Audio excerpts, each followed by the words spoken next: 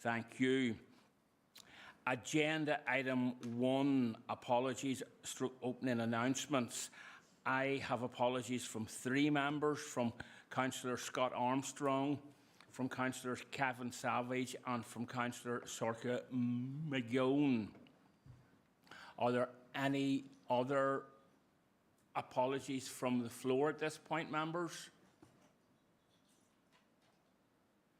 No lights. Can I also advise members that Alderman Margaret Tinsley has joined online? So, agenda item 2, members, declarations of interest, and of course there can be these can be made at any item as we go through the agenda, members. All right. Again, no hands.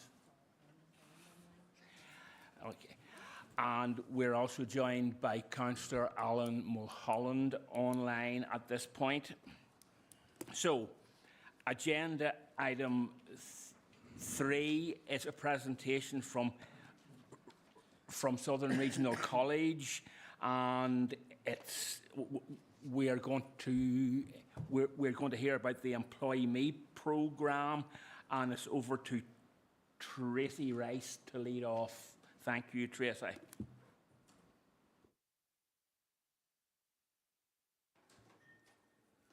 Thank you, Chair, and good evening, members. Thank you for giving us time this evening to come along to your meeting to talk to you about the Employ Me programme. I appreciate you have a busy agenda, so we'll try not to keep you too long this evening. So the Employ Me programme is an employability programme led by the Southern Regional College, and we partner with the community voluntary sector. So it's quite a unique programme in terms of that partnership between statutory and community voluntary sector. We work with the Clanry Group, with Community Advice and Women's Aid, Newry Morning Down. Sorry, Women's Aid, Armagh and Down. So we work together on the employability programme. It began in April 2023, funded through UK Shared Prosperity, administered through the Ministry of Housing, Communities and Local Government. And as you know, then moving into this new financial year, that's moved to the new Local Growth Fund. So what is an Employ Me? It's an employability project. It provides training, employment and wraparound support for economically inactive people aged 16 plus to reduce job-related barriers. And I know and appreciate there are different employability and programmes out there targeting economically inactive people. But this programme is a wee bit different in that it really tries to reach those hardest to reach through the work of the partnership, and I'll take you through how we do that. Participants develop skills, achieve qualifications, enhance employability and quality of life with a view to progressing to employment or self-employment. And it's delivered across the Armagh, Banbridge, Craigavon and Newry Morning Down District Council areas. Next slide, please. So the target audience of the programme, we work with those who have disabilities, carers and single parents, those over 50 involved in the justice system, women returning to work and all economically inactive. Next slide, please. So what do we offer in the Employ Me programme? So a range of training and qualifications, and they range from very short qualifications, be it CSR, helping people to get into construction jobs, barista skills and other short qualifications to help move into retail and hospitality. And we also offer longer term qualifications, entry-level welding qualifications, qualifications in the beauty industry, dressmaking and another range of qualifications. They're just some examples. Employability support, so that's really much one-to-one support to help people with employability skills, building their CVs and interview skills. One-to-one support, it's a very much a person-centred approach and what support people need to help them through those early stages of their journey to move towards the aspirations of moving into the world of work. And then health and well-being as well. It's very much at the focus of everything that's done through the Employ Me programme, keeping a track on their employment goals. We have developed breakfast hubs. We bring people together to help them open up and talk at those early stages before they're even considering what type of jobs they might like to move into. And people are referred to counselling as well as needed to help them at those early stages before they move through the programme. Next slide, please. Okay, so what makes Employ Me unique? It's the fact that it's participant-led. We meet people where they are and then we take them forward, take their hand and try to take them forward through their journey. It can be a slow journey for some people, taken in very slow steps, but it really is that participant-led. So we take them in, we see what are their goals and aspirations, what are they good at, what would they like to do, what type of job would they like, what skills do they have, what skills would they like to develop, and we build that programme around them from that point. And we have the role of a key worker, so everyone has one-to-one support with a key worker who takes them through that journey, right from that very early stage of health and wellbeing, right through to employability skills, mentoring, and helping them move into the jobs. And the key workers also engage with employers to help them find the right job for them. So the one-to-one support and hand-holding really is the success of the programme, and we'll be able to show you that through the statistics in the next slide. So those figures relate to April 23 to December 25, just over 2.5 years. So across the two council areas, you can see we've supported just under 2,500 people, with 1,400 gaining qualifications and completing courses and gaining skills. Over 1,000 have gained employment, and we work with people as well to help them to stay in sustained employment, and just under 600 have stayed in sustained employment as of December, and that number continues to grow. In fact, I know even today that number will be higher than that. Sinead has a pulse on the figures. And 883 have entered education and training, and again, through the work of the key worker, those numbers are always growing. Next slide, please. So just to break it down then, in terms of the numbers across the borough, 1,353 have been supported through the programme to date. As you can see, the figures there, 674 have gained qualifications and 500 into employment. And then breaking down across the demographics, 748 have been male and 600 female, and 155 in sustained employment. And again, that figure continues to grow. And just again, the age profile of the participants across the borough, you can see there over 50s, we've over 300. The biggest proportion are the 18 to 49-year-olds, 962, and we have 72 young people under 18 who've come through the programme who weren't in education, employment and training, and now have moved across into skills development and into employment. So that's an infographic on the programme taken just before the end of the year, and you can see there in terms of the return on investment figure at the bottom, over the 2 years of the programme, 3.6 million was, I suppose, funded to deliver the impacts, and that has led to a 20 million reduction in benefits verified by community advice. So that's the value that community advice have said for those who remain in sustained employment. That's the savings in terms of benefits. Next slide, please. So, as I said earlier, the programme has been funded through UK Shared Prosperity and administered through HCLG. It's now moving to Local Growth Fund, and I'm sure members are aware of the Local Growth Fund model and I suppose the reduction in funding that is now imminent as we move into the new financial year. So we have been invited to submit an application for EmployMe. The funders have seen the success of it and have asked us to submit an application for the next financial year while they progress with the new co-design process for the new fund in subsequent years. But that funding is 36% of what has been funded over the last couple of years. So you can appreciate with the figures where we have been supporting 700, 800 and 900 people a year, we're going to be down to supporting 200 people now next year across both council areas. But we have proceeded to submit the application, which we did at the end of January. Our partners are still on board, and the fund will continue to be managed by HCLG. So next slide. So again, just to re-emphasise that impact on funding cuts. So we were able to support a total of, as you can see, just 1,600 in year 1 and 2, a further 741 to date this year, and that number continues to grow. So we'll be supporting 218 across two council areas then next couple of years, next year. So final slide, we are looking across other departments to see if we can source match funding to supplement the shortfall through the Local Growth Fund to try and support more citizens into work.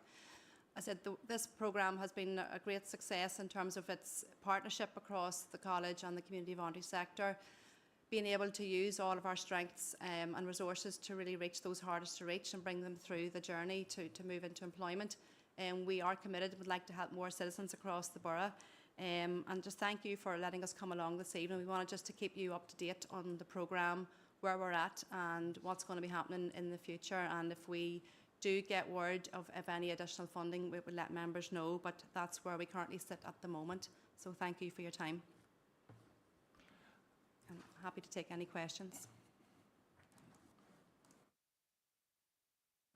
Okay, Tracy, thank you so much for that and for also staying within your time. So that's always good. You know, some members were also joined by Sinead McKinley, who is happy, along with Tracy, to add or to attempt to answer any questions that we may have. First up, Councillor Ferguson. Thank you, Chair. And Tracy, Sinead, welcome to the Chamber tonight. It's really good to see you, and thank you for the presentation. Economic inactivity has been a stubborn drain on the Northern Irish economy for over 30 years, and we've always had consistently higher inactivity rates than the UK average. Regional disparities across the UK do matter, and we deserve local targeted solutions like you have shown us tonight. The success measures and the savings of the central government budgets are clear, which you've presented, and are particularly welcome given tight fiscal conditions. I just have two questions maybe related to more around the vision of what this could become and what this programme could achieve. I'm just wondering, are there any indications of employment that was sustained over 6 months? And just what impact do you think this programme could have on the overall inactivity rates, either in the borough or regionally within Northern Ireland? Thank you, Chair. Thank you, Councillor Ferguson. Tracy or Sinead, who wants to take that one?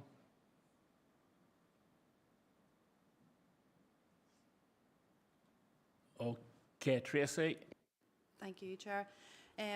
So we don't record beyond the 6 months. That's what I suppose the funders have asked us to check in terms of our outputs and our obligations, but we certainly can look at that. And going forward, as we move into a new co-design of the new local growth fund, that's something we would want to take forward. So certainly we'll be able to report back on that in the future. Thank you for that. Sorry, the second part of the question.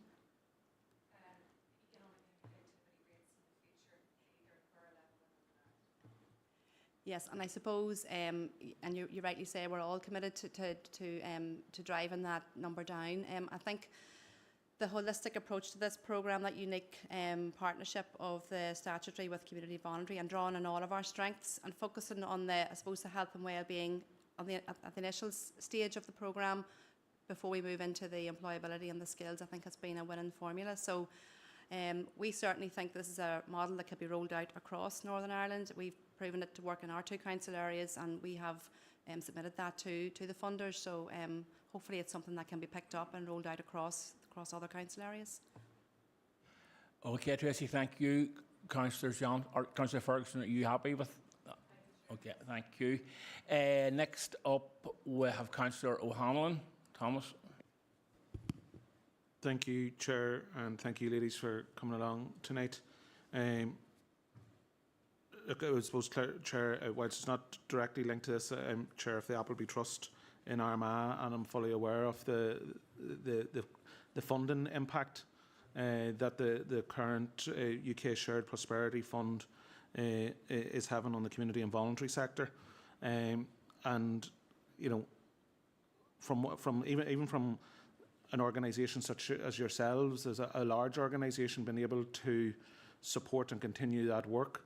The drop in figures down to 218 people is catastrophic, and it's for the people and the people out there who are trying to get back into work.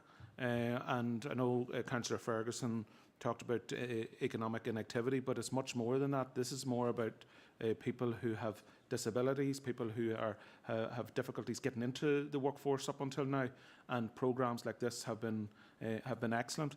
Where my concern has been is that the way the department have switched funding from capital to revenue is where this is impacted.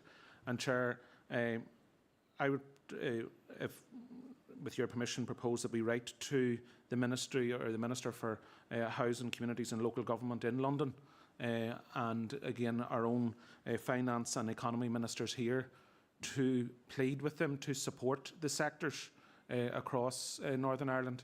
They're crying out for stability, they're crying out for funding, and in England things is very different. There's not a same understanding of the sector and the way the services are delivered here as it is in England. So the request of the sector thus far has been to let that money stay as revenue rather than as capital, and I would propose that we write to the ministers concerned there, so that's the Housing and Local Government in London, as well as the Economy and Finance Ministers here. And if we could copy in the Secretary of State, I know the sector is doing a lot of work, and I know Clanray and others are very much involved in that lobbying, but I would propose that we write to those departments and support the case of the sector locally, that that funding line is reinstated for the next 12 months to allow that period of stability within the sector and transition. Thank you.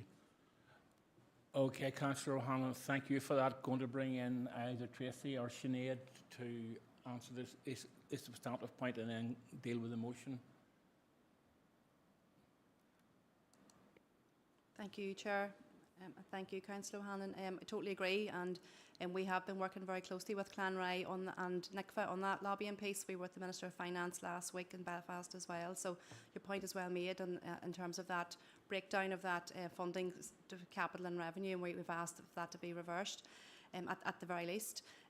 So I thank you for your support, and we will continue to do our bit as well. There's a lot of work going on to try and lobby for that funding to be reinstated. So appreciate the support from Council on that as well. Thank you so much. Okay, Tracy, thank you. Members, you have heard Councillor O'Hanlon in terms of the proposal. Alderman Barry. I'm just happy to second it, Chair. Okay, thank you, Alderman Barry. So, proposed by Councillor O'Hanlon, seconded by Alderman Barry, that we write to both the relevant department in London, which is housing, and the relevant department in Belfast as well, outlining. So, agreed, members? Thank you. Okay, members, I'm not seeing any more lights or hands up. So at this stage, Tracy and Sinead, that's your signal that you are released. Again, thank you so much in terms of your presentation this evening and so on. And we'll catch up again soon. Thank you.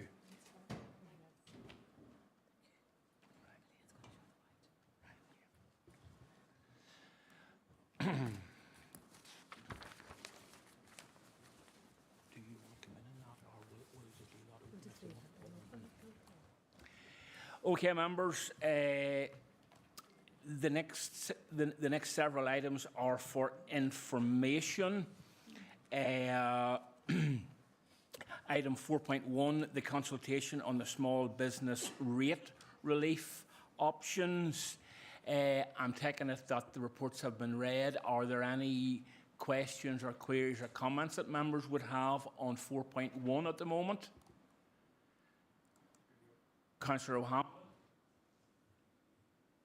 Yeah, Chair. I think the last couple of weeks have told us the importance of the support for local businesses, and the way I know the reval is separate to this, but as part of that discussion, there has been the whole issue around the support for rates in small businesses. I'd be keen that the Council confirm our opposition to the rates revaluation process, but fundamentally that it's not paused, that it's scrapped in its current form, and that we do everything we can, and that the Executive does everything they can to support businesses, including keeping the small business rates relief programmes there as they are at the minute. And just to be clear, your ask is? Chair, that a line to that effect is included in the response. We ignore the importance of the small business rates relief to businesses, but also that we welcome we acknowledge, the pause of the reval process at the minute, and would actually encourage that it be scrapped. Okay, thank you, Councillor O'Hanlon. Going to bring in Head of Economic Development at this stage, Nicola.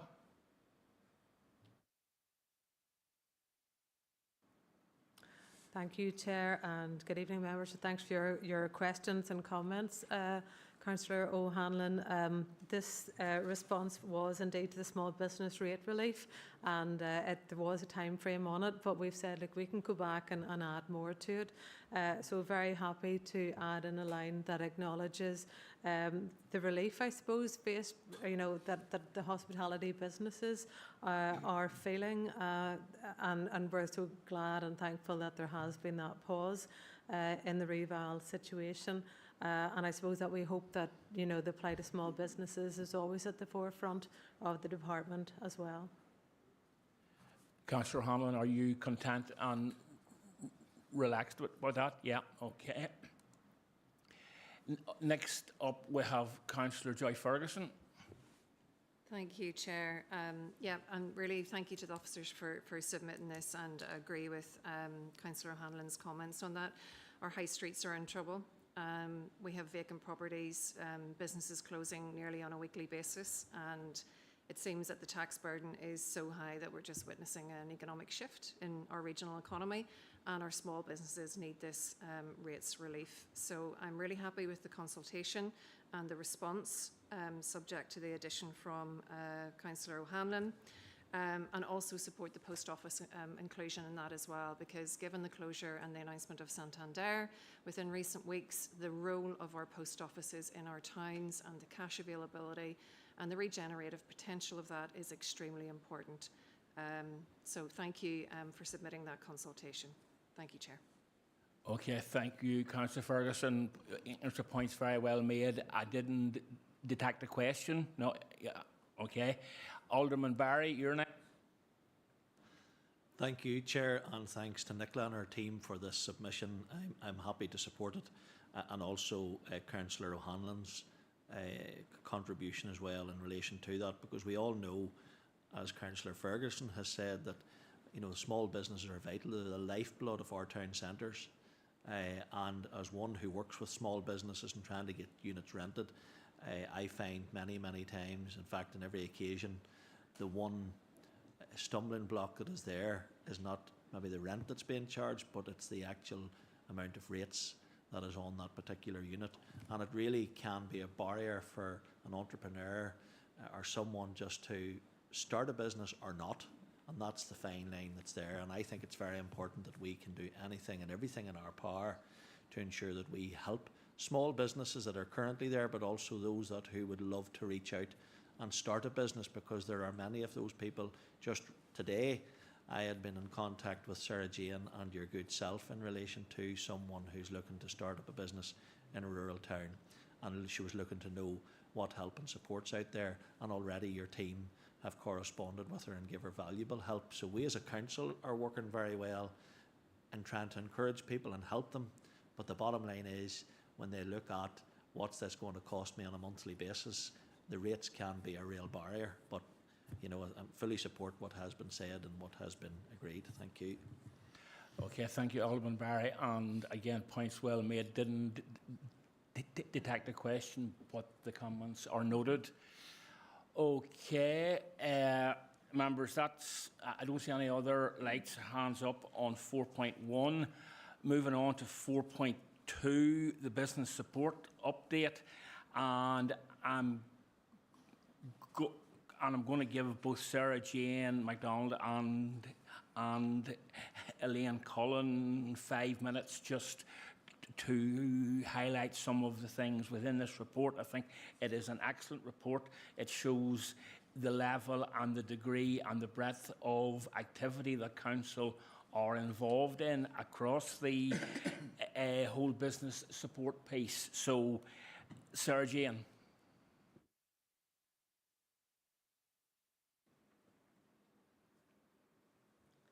Thank you, Chair, and good evening, members. So this is just an opportunity, as the Chair has mentioned, for Elaine and I to just highlight some of the work of our teams that we're delivering on an ongoing basis to support new and existing businesses across the borough. First of all, the Go Succeed programme.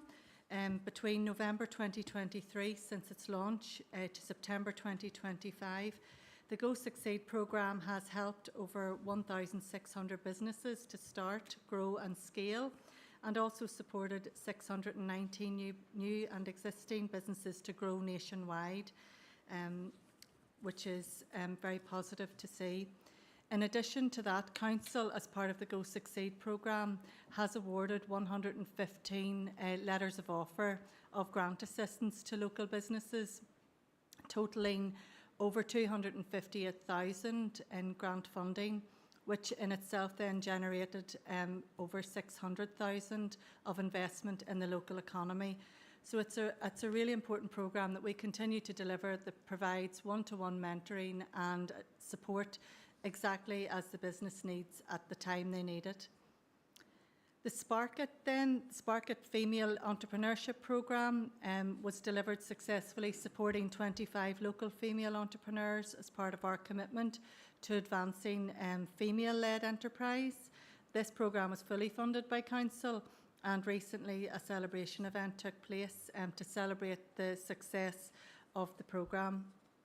The Building Aspirations programme then is delivered by Young Enterprise Northern Ireland on behalf of Council in collaboration with the James Cain Foundation, and it is ongoing and supporting over 8,000 post-primary learners across the borough aged 11 to 18 with skills in enterprise support and key strands including financial capability, work readiness and entrepreneurship.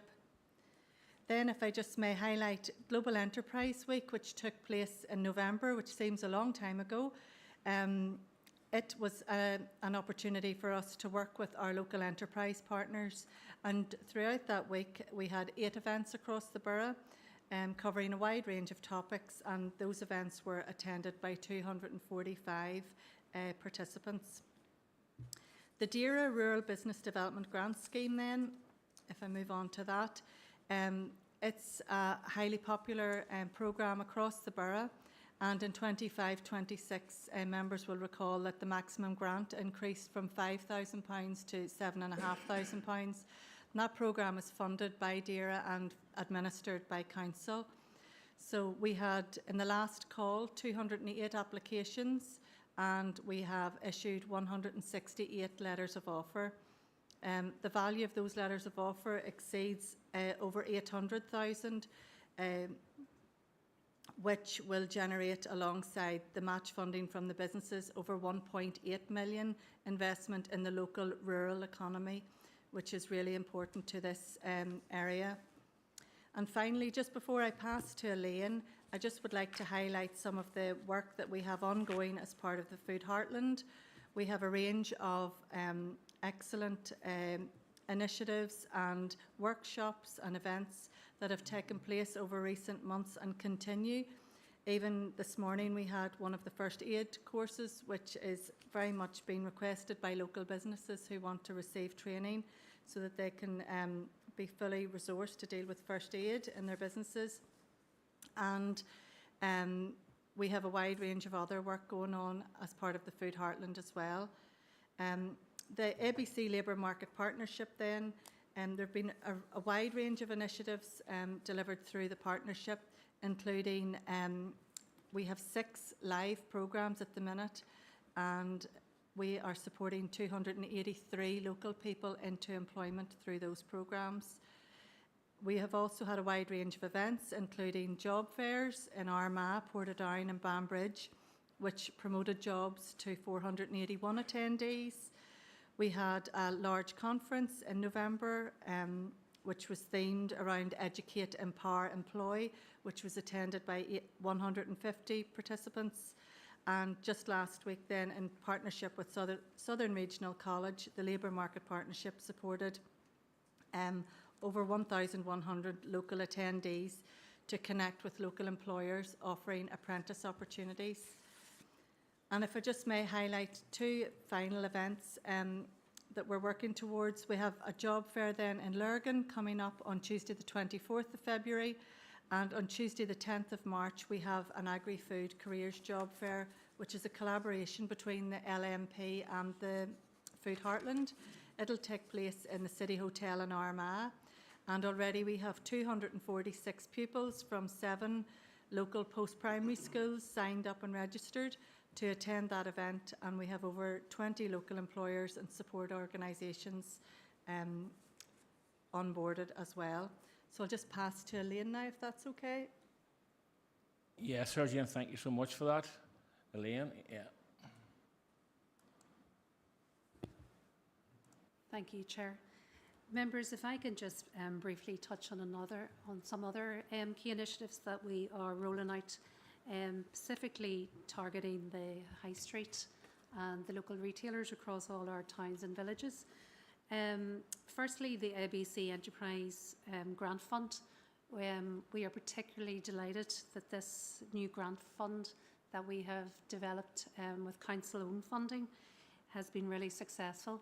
There's been a huge number of applications, with 217 applications being received. We've been able to successfully issue 80 letters of offer to date, with a value of just over 253,000. So it's a really important funding programme that will support those micro enterprises, which members are well aware are the backbone of our local economy, and will enable them to drive innovation, create employment, and contribute to the vibrancy of local communities, and especially on our high streets, which is so welcomed.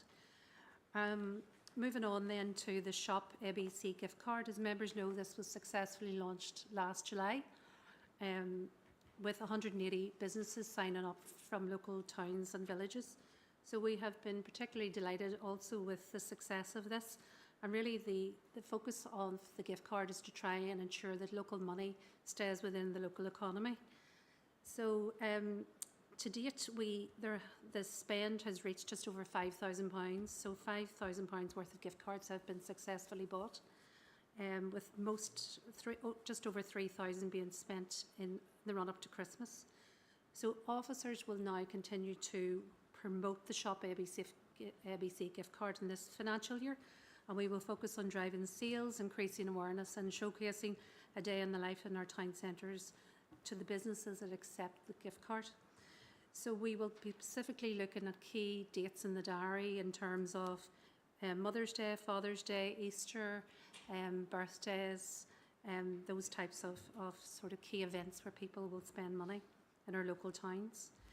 We have organised a number of local retail workshops across the last number of months, and we'll be focusing on key workshops looking at working with Invest Northern Ireland, looking at dual access, and looking at other events with the Federation of Small Business, and looking at legal issues, employment issues, HR issues, tax, crisis management, and business insurance, all very topical sort of subject matters for businesses.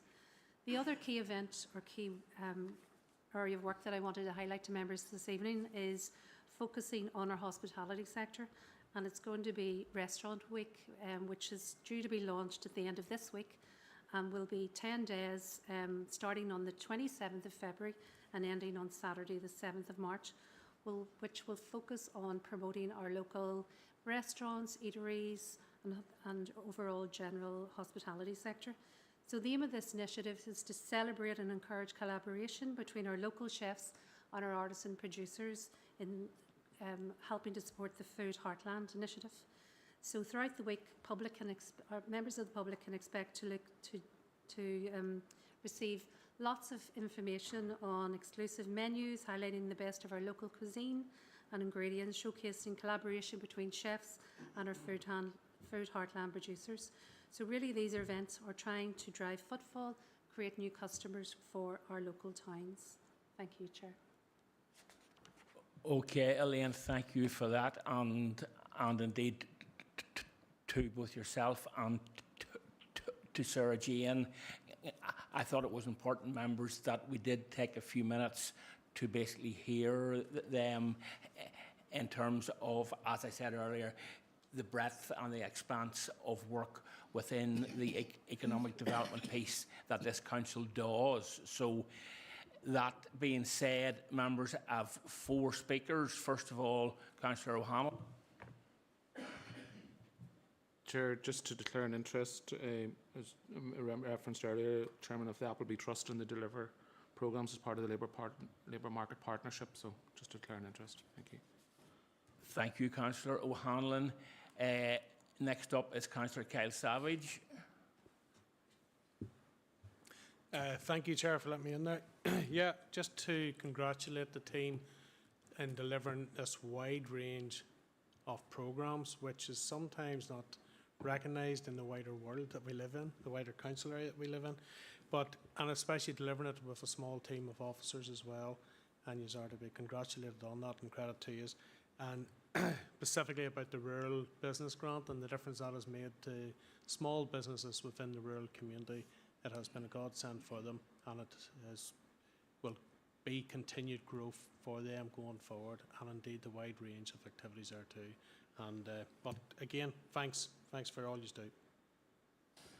Thank you, Councillor Savage. I didn't detect a question in there. No. Okay. Next of all, Councillor Ian.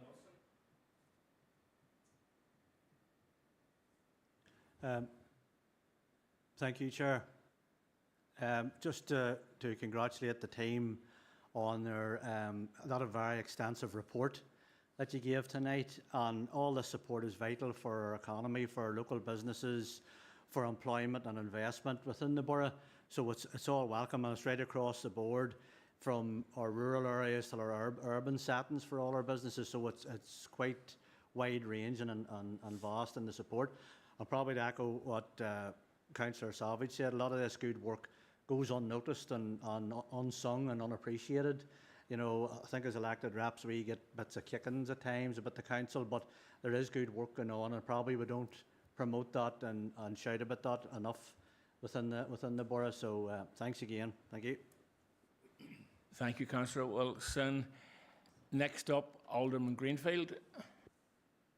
Thank you, Chair, and thank you for the report. And it is good to hear the results on it. And when we are out and about, we do hear a lot of good feedback on all the different programmes. It's also nice to see programmes changing and new things happening. And I know that recent grant has been a massive difference. A lot of businesses are really pushing them on to do the next step, and I think that's what it's about. And I was at the SRC last week at the job thing, and there's some massive numbers here and packed. My son was different going around it, not as chair, but going around it with it as a dad, and it was really interesting to hear what's going on. But it was just one thing, if we could ask, Chair, we did bring through here about a shop unit scheme where we're going to put in new businesses and into that there. I was just wondering, is there any updates on that? I thought that was an exciting project and something completely different that we're doing. If not tonight, it can come back another stage, but it was just to get an update on that if there was a possibility. But certainly this is a great report, and it is something that when we're out and about, it's so wide, and I know it's difficult to manage, but it does tick a lot of boxes for all different types of business which we have right across. So if there is an update on that, or where we're at with it, it would be great to hear. Thank you. Okay, thank you, Alderman Greenfield. Going to bring in Elaine on the shop front piece. Thank you, Chair, and thank you, Alderman Greenfield, for the question. Just to update members on the pop-up shop initiative and the Makers programme.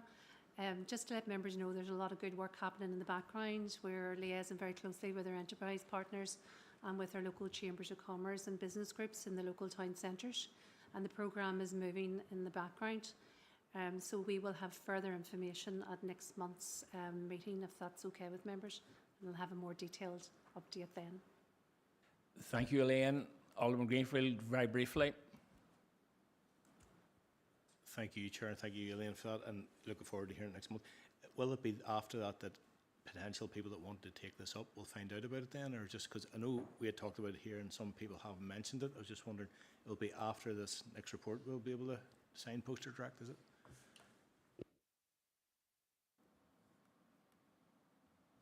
Elaine. Thank you, Chair. Yes, just to update members, we are working towards having the programme officially launched in April. So the detailed report will give further update on where we are with the process, but that's the timeline we're working towards having it launched in April. Thank you, Elaine. Alderman Barry.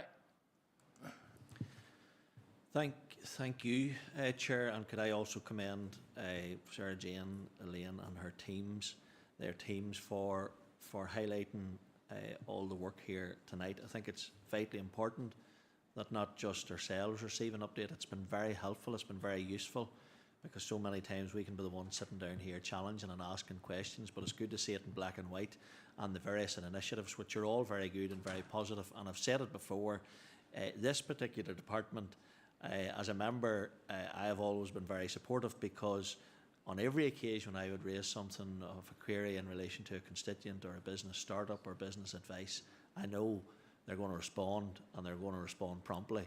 And I would just like to place that on record tonight, Chair, because they're very responsive.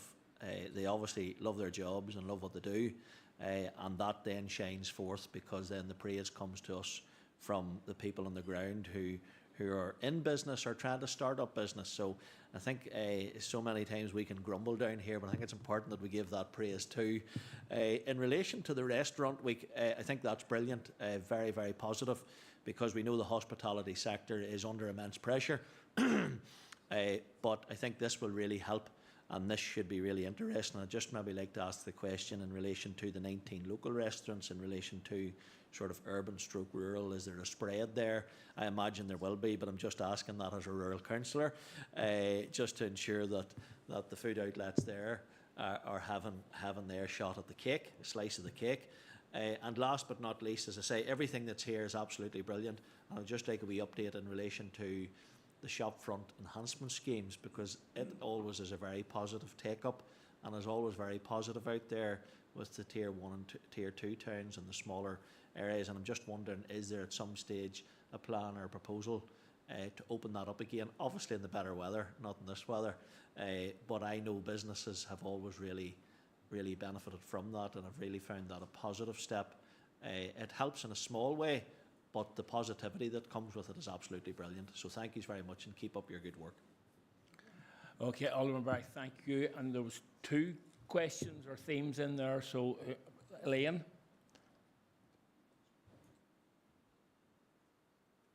Thank you, Chair, again, and thank you, Alderman Barry, for your question. Yes, good news in terms of the rural businesses. We were delighted that there's been a good response from the rural businesses, and happy to share the details of all of those businesses with members. Actually, the figure has increased. It's around 24 now. Businesses have signed up since the report was drafted. So I think it's around 6 or 7 rural businesses. So good to see that interest from the rural businesses. And in terms of shopfront scheme, we are working also behind the scenes with our colleagues in the Department of Communities to look at a potential shopfront scheme, because it is something that we know is there's a lot of interest in it and a lot of demand. So we are working with our colleagues to try to bring that forward. And again, further information will be brought back to members in due course. Thank you.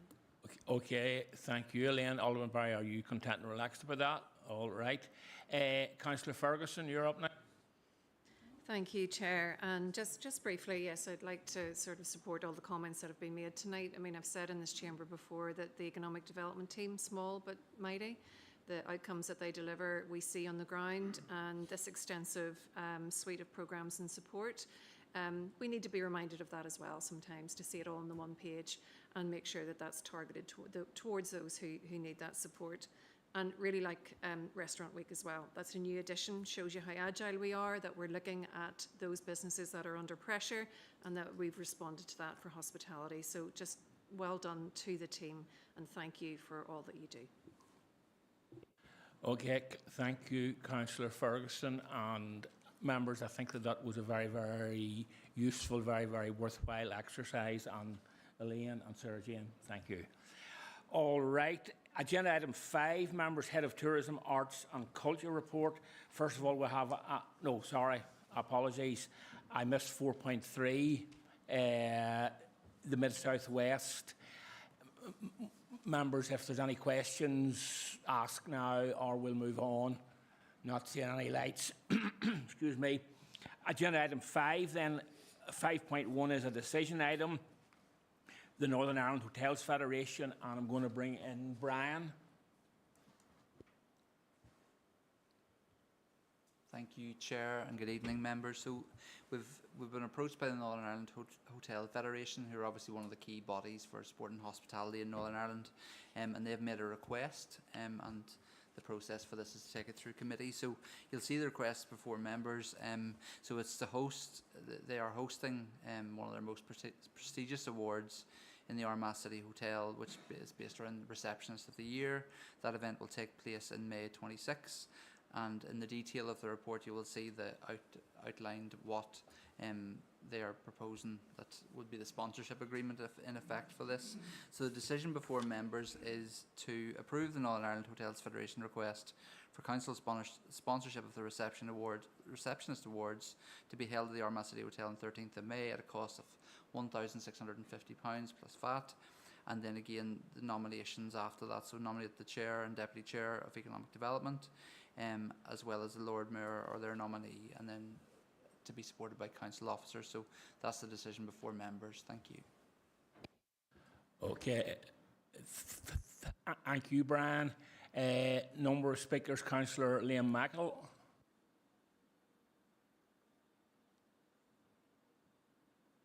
Thank you, Chair. Yes, given the awards are in the Borough, I think it's very important to be attended, so I am happy to propose, Chair.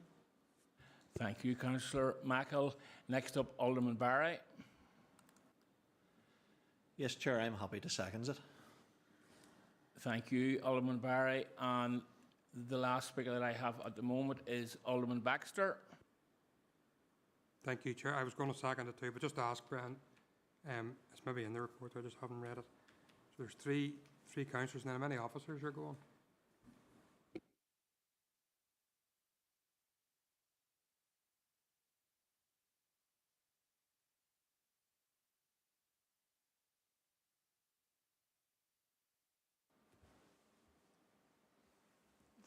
Thank you, for members for the agreement. I think we'll start with the members' seats, and then if there's, it'll probably be one. I think there's a table of 8, so there's probably 1 or 2 officers in that. Okay, thank you, Brian. Alderman Baxter, you want? So there's 3 members and 2 officers then, so there's 3 spare seats. Is that right?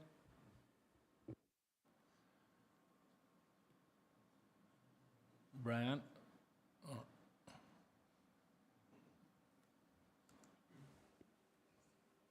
Thank you for the question, Alderman Baxter. You're right, your maths is better than mine.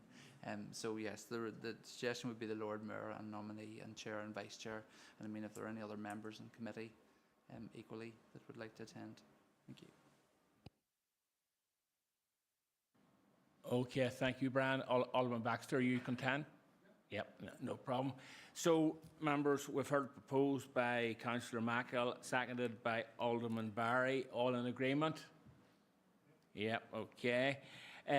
Next, we have a number of items for information. On 5.2, the quarterly report on the arts, culture and heritage facilities. Going to bring in Vinny for a couple of minutes. Vinny? Thank you, Chair. Good evening, members. So this report, as I'm sure you've read, it relates to the third quarter of activity within the Tourism, Arts and Culture Department facilities, and also the community arts function that's operated out of the marketplace. Obviously, that sort of period is one of the busiest within the TSC facilities with Halloween and Christmas activities, including the likes of the theatres, pantomime, which is its largest activity. In terms of the detail, in the County Museum, the annual Armagh Art Club exhibition opened in October and ran right through into the new year. So this, the Art Club welcomes artists from across the borough, and they've been exhibiting in the museum for many, many years. And this exhibition welcomed over 3,000 people into the museum over the course of its run, which is fantastic. The museum also ran its Halloween event, welcoming over 300 children and adults into the facility.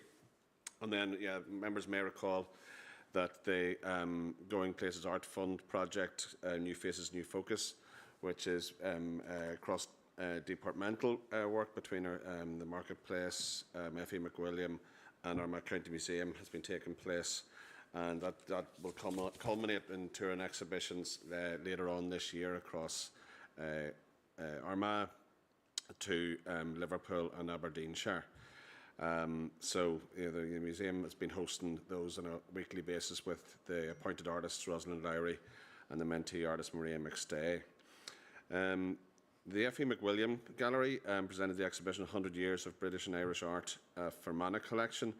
This is from the private collection of the Earl and Countess of Belmore and featured very illustrious Irish and British painters, including Paul Henry and Gerard Dillon. It's been very, very popular, and I don't know if anyone had a chance to see it, but I saw it too. It was quite magnificent. The education programme continues to go from strength to strength in FE. Over 21 school visits during the period involving 800 odd students.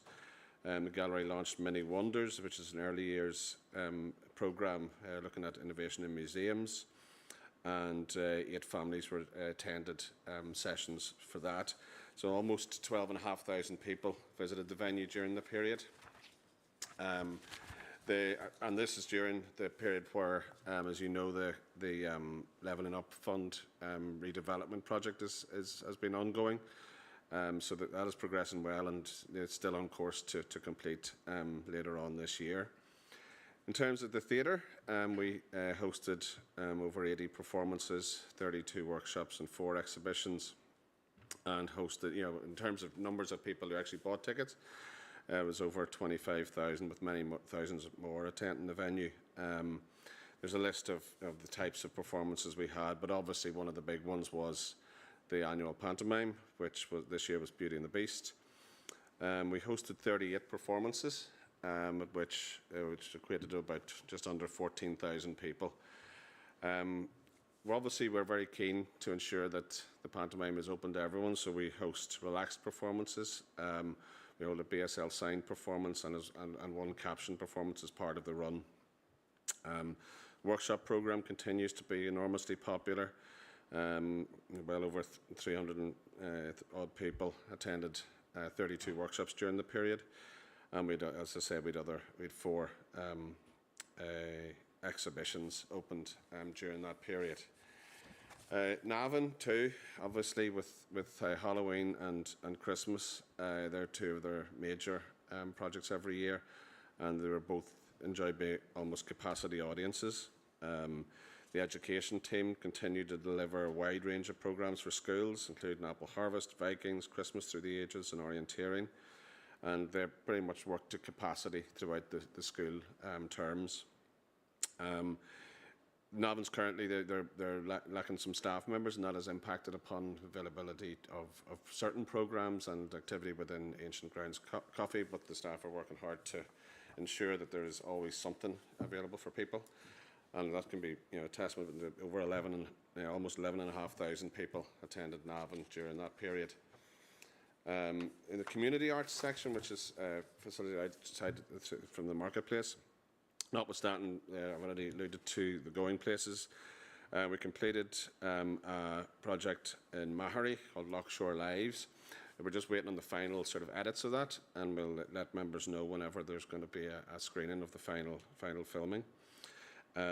We've started work with the Shore Collective in Lurgan, Brownlow and Portadown, which is looking at a mental health focused creative programme, and that's working in conjunction with Action Mental Health and the Shore Collective. So that has commenced and will work right through until March.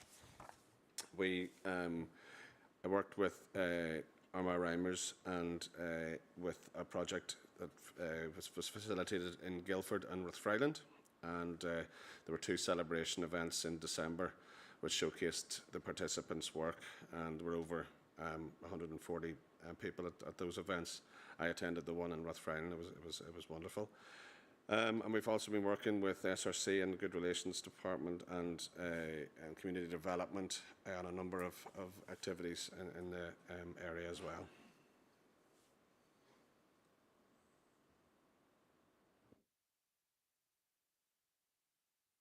Okay, Vinnie, thank you for that.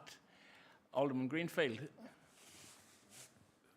Thank you, Chair, and thank you for the report, Vinnie. It is good to hear the numbers, and I suppose we're always looking for more numbers and to maximise things out. It's good to read, but we just get a reminder and update. Effie McWilliams has obviously got the funding through, and with numbers in there. What way is it going to be affected then, and what's the dates again of the work that's going on, and what way it's limited, and no for the business stuff that's in there? I think we might have had it before, we just can't find it there. Do you know that, Brian? Thank you, Chair. Thank you, Alderman Greenfield. Vinnie or Brian? Brian? Thank you, Chair, and thank you, Alderman Greenfield, for the question. So the Effie McWilliam project is due to finish in September this year. We're on target, and the project is progressing well. And actually, it might be worth a DEA visit, I think, just to see, because when the steel work went up, you could see the scale of the project, and again, it's more visible from the A1, and the block work has started. So I think even just to give members the DEA members are content, I think maybe we can organise something down there just to let you see how it's progressing. We're working closely with the cafe operator as well, because again, there will be some disruption at a point. We don't think that'll be till about July. We suspect that we'll be able to operate until then. Numbers have still held up. You can see there's a slight drop off at times. Car parking is quite difficult, but the staff are working really hard just to manage that. Okay, Brian, thank you. I'm happy enough. Councillor Flaherty. Thank you, Chair, and thank you, Vinnie, for this. As I was saying to you just before I come in, I was one of the ticket buyers for the Marketplace Theatre just after Christmas. A fabulous evening was had, and a fabulous facility you have, which I'm sure you're not going to be surprised what I'm going to say next. I just wish we had similar in our part of the borough, and those facilities that we do have. I truly wish we could get some movement on our facilities in the Portdown, Craigavon and Lurgan area, because I say this nearly every month. I'm nearly bored saying it. I'm still a wee bit wary about the level of council-funded community arts is actually filtering into the Portdown, Craigavon, Lurgan area. So I'm beginning to sound like a broken record on that one myself, to be fair. So I'm just going to leave that hanging in the air again. But can I ask one question about the pantomime in Armagh? Because I had never seen it. But I was at the one in Portadown, and it was absolutely fabulous. It really was. And it was a great use of Portadown Town Hall. It funds itself. What way does this work in Armagh? Maybe it's just something I'm just not aware of because I'm not from Armagh. But is that put on by an outside? How's that funded? Because I know the volunteers in Portdown are fundraising all year and asking businesses for money, and they have stalls out all year fundraising to put on their own show. I think they get very little from council, if any subsidy at all. So that's maybe just a wee interesting question you could maybe get back to me on. Thank you, Councillor Flaherty. Okay, Vinnie, you're happy to do that? Thank you. Thank you, Councillor Flaherty, and thanks for your question. The theatre's pantomime is tendered for generally every 3 years. So we're currently in the process of tendering. The difference between the theatre's pantomime and, say, what would take place in Portdown Town Hall, ours is a fully professional production. And one of the things that obviously that's important for us is our school audience. And generally speaking, the amateur sector don't have performers who can perform during the day, and we have 2 shows a day. We do 38 performances. We sell, guts of 14,000 tickets. It's the most important sort of activity that we do in terms of your numbers in one sort of fell swoop. It wouldn't be feasible for an amateur organisation to undertake the pantomime in the marketplace.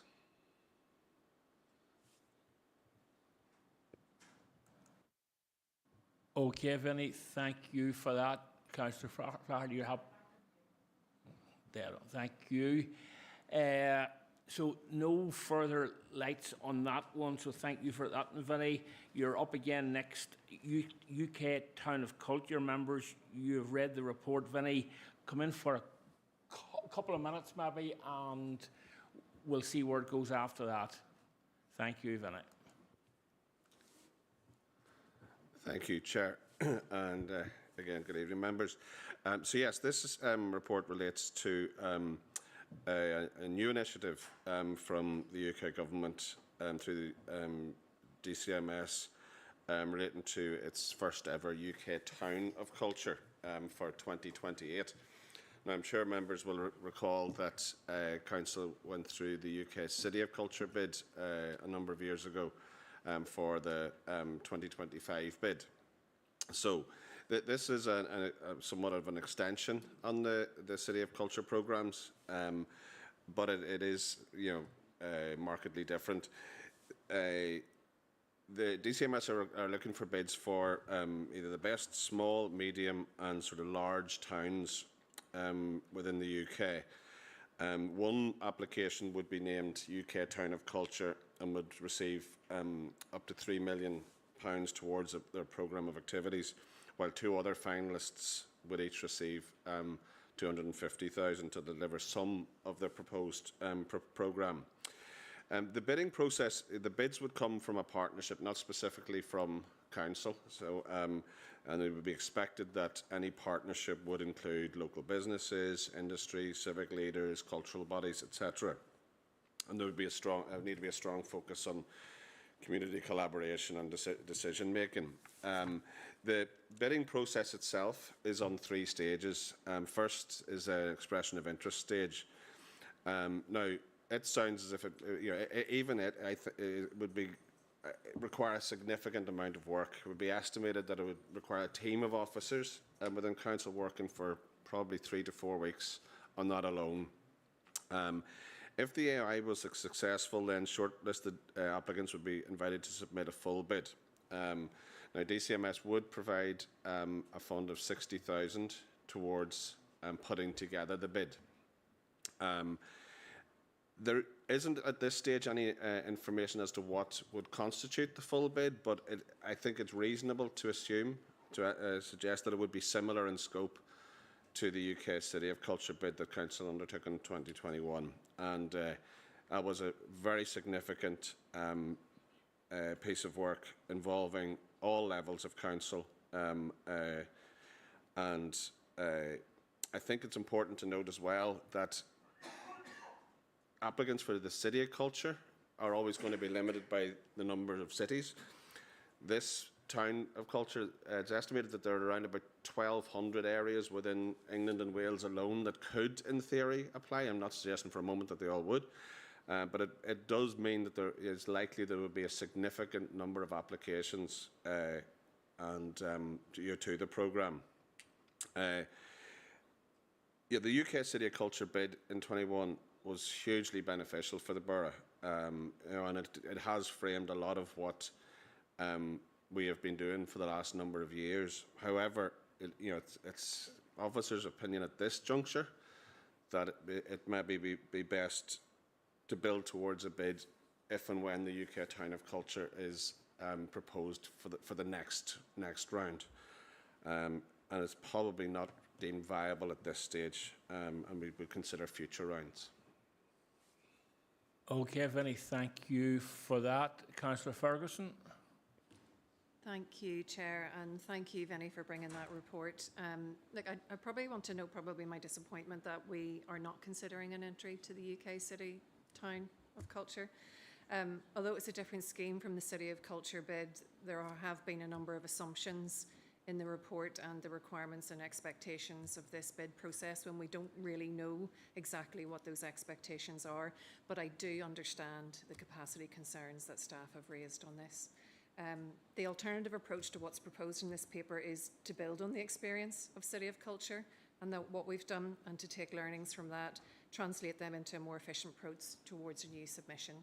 So similar to what you've said, Vinny, look, can I ask that if there is a new Town of Culture scheme, and we don't even know if this will be launched again, I couldn't find any information on that.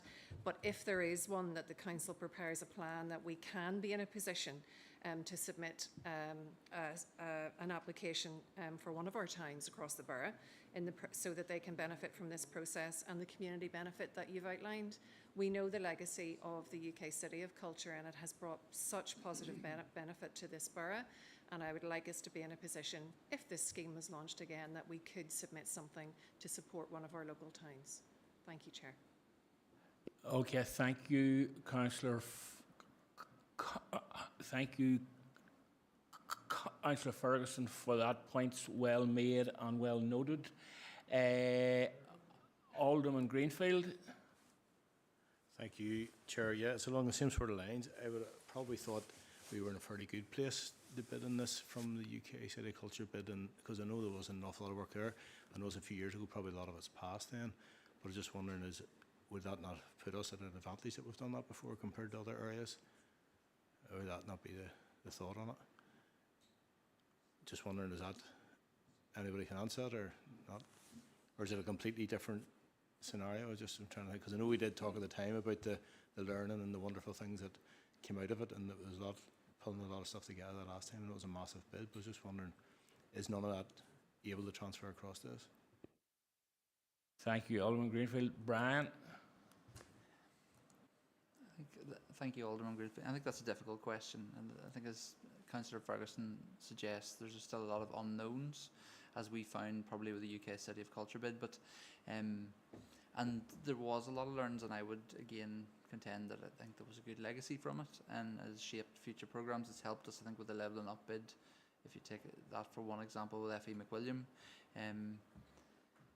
yeah, I think having Vinny and I both sort of were part of the team that pulled that together. There were about realistically 6 or 7 people working on that full time for 9 months, and again, it's very unclear. We are making some assumptions in that there could be that level of commitment needed, and again, it's on record. The first time round, the budget for the UK City Culture bid was £300,000 plus officer time, and so it'd be our inference again that the money that would potentially come wouldn't cover the costs. So, look, I think, Councillor Ferguson, I think that suggestion, and we've suggested that in the report, that we could be building towards something. And again, it's even, it's which town, we've obviously 6 main town centres. It's which town we would pick, and again, taking time, and that whole community arts piece that was discussed, I think that's all about building community capacity. So if it is a partnership bid that needs to come forward, we need a partnership. And again, that was something we were running to catch up on with the UK City of Culture bid, and that was for ABC, which was slightly more complex, but I think it would need a bit of time to build that up. So that we would be in a better position to go for it again. When the UK City of Culture bid similarly would come up again, that would again, we would suggest be for ABC. But I think fundamentally with the UK City of Culture bid, when we got to the end of the process, we were long listed, but they said our infrastructure wasn't in place. So whether that be the reference to train link in Armagh, and they mentioned the lack of hotel accommodation, those things haven't fundamentally changed. So I think there's infrastructure as well that'll need to go alongside this to support it, if that's a very long answer. Thank you. Thank you, Brian. Alderman Greenfield, you want to come in again?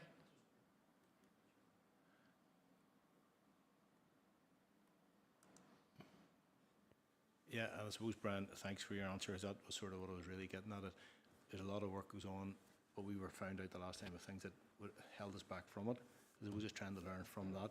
And I agree with your approach, really, that we do then have it ready for the future. It wasn't meaning that we push on, just meant the learning from the last time was things that we couldn't really, it wasn't all the work that went into our bid that didn't help us. It was actual things that we couldn't control, so probably learning in the future. But in regards to your which town, I'm sure Councillor Ferguson will second if you need a proposal for Banbridge, I'm happy to do it. But no, but seriously, we do think it is something that we want, to be ready for. But I suppose I was concerned that we would end up at a situation again where we go down the road, go for it too soon, and something that we weren't thinking, like that was out of our control the last time after all the work that went in. I know there was good links from it, and we did meet lots of good connections in the way. So, no, thank you for the answer. Thank you.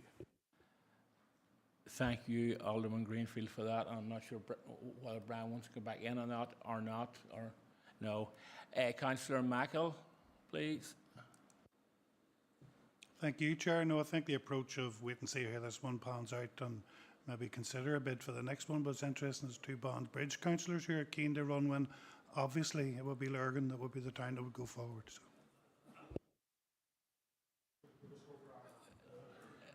Thank you, Councillor Mackle. As someone once said, all politics is local. And at the risk of calling Alderman Barry,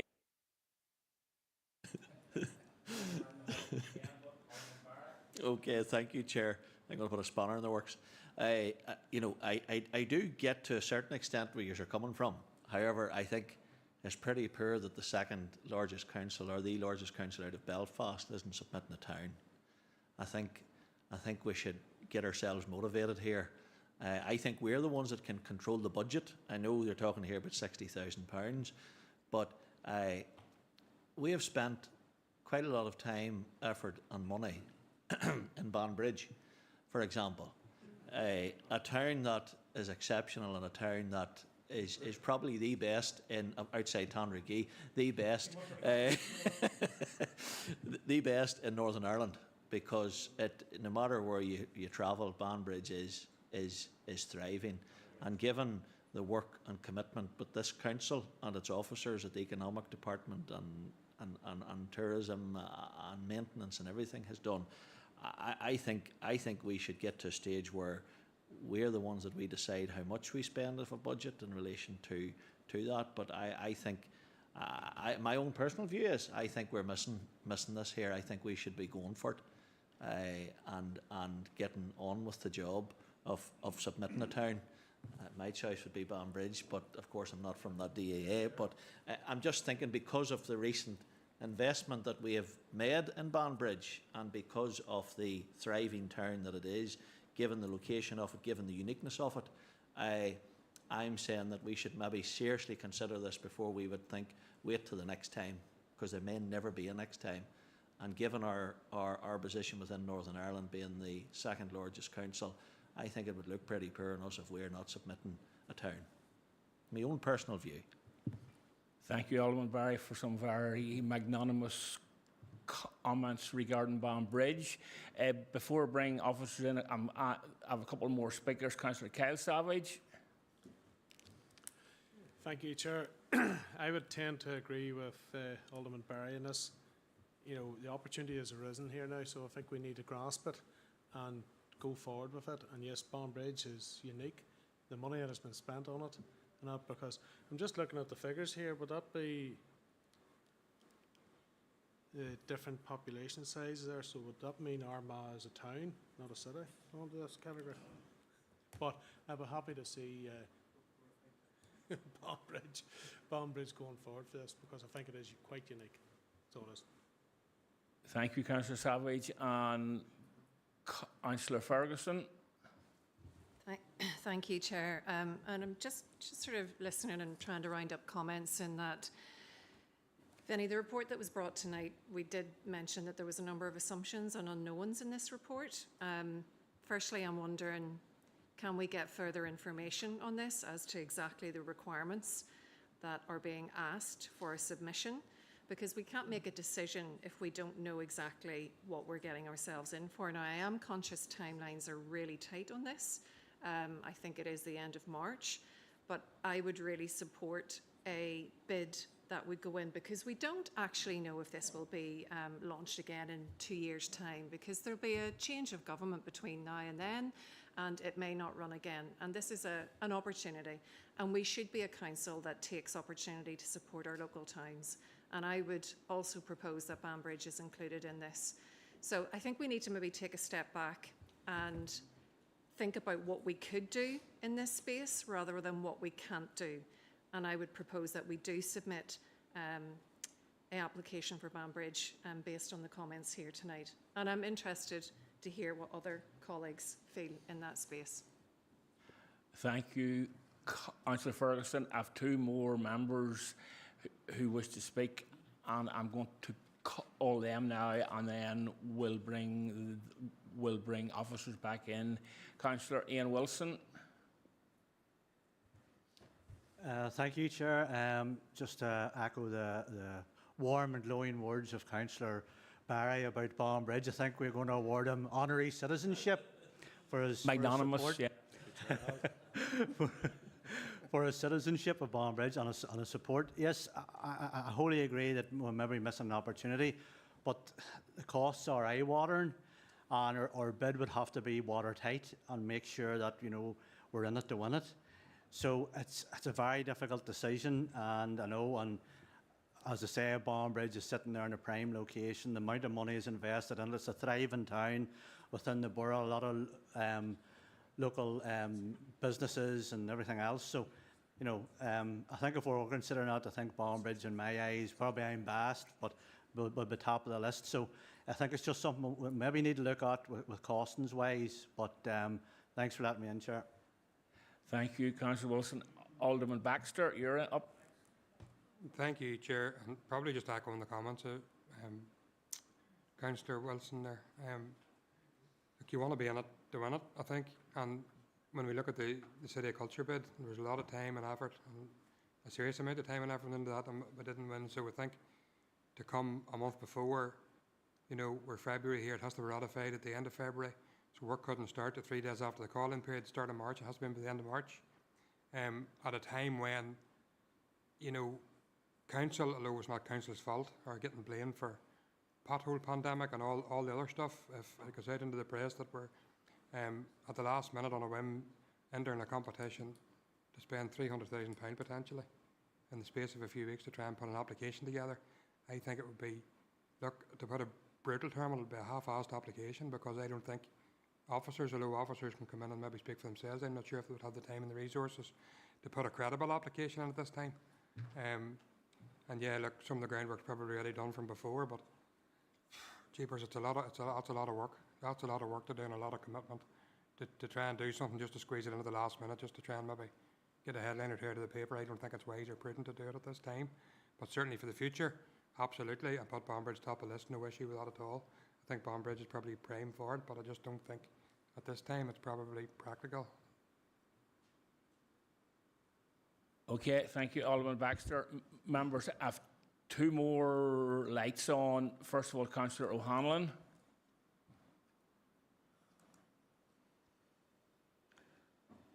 Thank you, Chair. Chair, I find myself agreeing with Councillor Wilson and Alderman Baxter. We're running towards, it'll be effectively pulling an application together in 4 weeks at that point. In addition to that, am I correct in when we were submitting the City of Culture bid, we actually got some external help in to do that?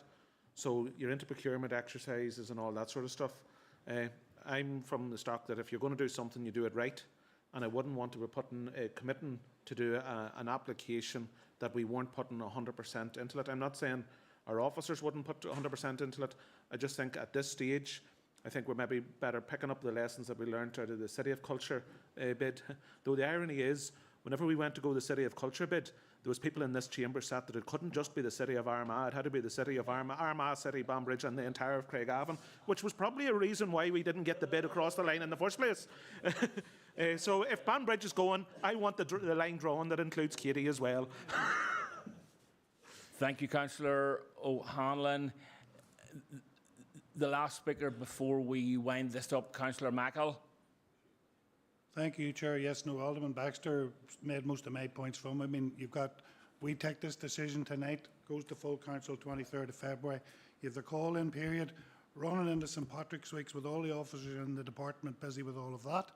And then we've like a week and a half to put a bid in for something as big as this. It's just not realistic. If this was November and we were considering it, then yes, we've time to build a bid. But with this time scale, it's just not feasible. So I wouldn't be voting in favour of it at all. Thank you, Councillor Mackle. And Councillor Ferguson, very, very briefly, please. Very, very briefly. Chair, thank you. No, I mean, this might surprise you, but I agree with what everybody has said. when I first spoke tonight, you know, timelines are really tight. This has been out for a month, so we have wasted 4 weeks on this, but it still doesn't take away from the fact that timelines are really tight. And then there's also the other mindset that this is a huge opportunity, and why are we missing it? So there's a happy medium here to be found, Chair, and I mean, timelines are against us, so I mean, I'm happy with that, but we need to place ourselves in the future so that we take advantage of this opportunity again. Thank you. Thank you, Councillor Ferguson. Going to bring Brian in. Thank you, Brian. Thank you, members, and I know you have debated this at length. It's just to show from our side, again, back to Alderman Barry's point, there's no lack of ambition, you know, for what we want to achieve, and I think, as Vinny has outlined, the report of all the arts and cultural activity that's already happening. I think one of the learnings from City of Culture, and Councillor O'Hanlon alluded to the fact it was Armagh, City, Banbridge and Craigavon, and we worked really hard to pull together one coherent narrative for ABC, and it was phenomenally strong, and that was the feedback from the judges. And again, politically, that was really, I think, emboldened again, because we had, you know, unanimous support. We went to Stormont, we had unanimous support, we went to Westminster, so that took a bit of time to build all of that up, and I think that was really powerful. But the sort of the clincher for me was, you know, previously for City of Culture, you'd had Hull, you'd had Derry City, you'd had Coventry, and then ultimately they picked Bradford. So typically they do pick a certain type of population. We were encouraged as a smaller location to bid, but they went with what was safe. So I think there needs to be an awful lot of work, and ultimately it did come down to infrastructure, lack of hotel, and we'll still have the lack of hotel rooms. Now we have a number of projects coming forward. There's transport infrastructure coming forward. I do agree, and I think our team would be completely up for that we're building towards something. So again, just to reiterate, it's not a lack of ambition, and we do believe in what we're doing and the quality of what we're doing. And again, it's the second biggest council. So thank you for your decision this evening. Like I say, we will take that away, and so when the opportunity comes up again, we will be more oven ready. And I do think, even through Heritage Places, where we've spoken to over 8,000 people as part of that initiative, we're starting to get community buy-in on different things. Members last month agreed to the UNESCO bids going forward. You know, so there's a lot of community engagement, but it needs to be going somewhere. So I think that'll be part of our community engagement plan, is that we're working towards building partnerships, building infrastructure and all of that as well, in terms of human infrastructure. So thank you for the decision, and you can be assured we will progress this in the meantime. Thank you. Okay, Brian, thank you for that. And yes, members, I think it's important to say that we have given that a good rattle this evening in terms of a debate, and I think it's all about the positioning for the future. So we'll park the conversation there. Moving on, agenda item 5.4, Heritage Network Conference. Unless there's anyone that has a pressing comment or question on this. Happy enough to move on. Thank you. Chair to seek a proposer and a seconder to go into committee. Alderman Greenfield, Councillor Mackle. Members and online viewers, in accordance with Schedule 6 of the Local Government Act Exempt Information, we will now be moving into a confidential session of the Council. This means that we will be turning off the public feed of the meeting. This will be returned when the meeting is restarted. Can I ask ICT officers to please turn off the feed and confirm with me when the confidential section of this meeting can proceed?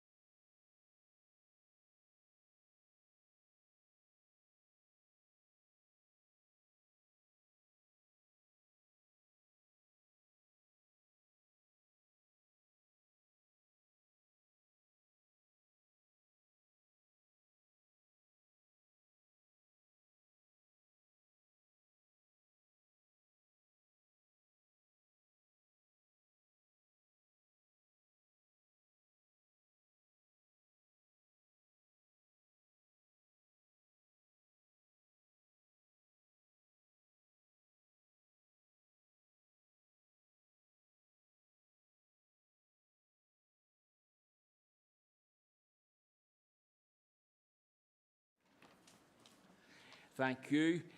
Chair, do you seek a proposer and a seconder to agree the recommendations made in committee? Alderman Barry. Alderman Greenfield. Thank you. Agenda item 7, correspondence. I'm not aware of any correspondence. And agenda item 8, any other relevant business. Again, nothing was notified before the time. And with that, members, I draw the meeting to a close. I think we had quite a number of information items, but it was important and it was good that we had quite a bit of discussion around those items. So thank you.